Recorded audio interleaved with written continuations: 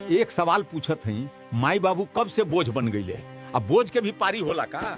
आज माई बाबू के जायदाद जैसन बांटल जात बा। 6 महीना यहाँ 6 महीना वहाँ। ई का इंसान के जिंदगी बा कि किराया के कमरा? आजकल बच्चा लोग एके पारी कहेला। एक बेटा छाती फुला के कहला 6 महीना माई के हम रखब, 6 महीना भैया रखी। हम सोचत हई का माई अब माई ना रहल का उ टाइम टेबल बन गईल बा। अपने मेहरारू लइकन के तो सब जरूरत पूरा करत बाटा, चाहे तोहरे लगे रहे या ना रहे। त का माई के गोद आ बाबू के छाया अब खर्चा हो गईल।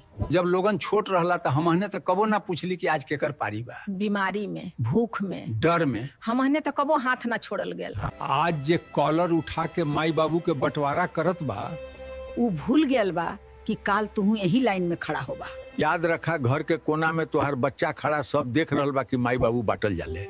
आज उ देख रहल बा, काल उ दोहराई।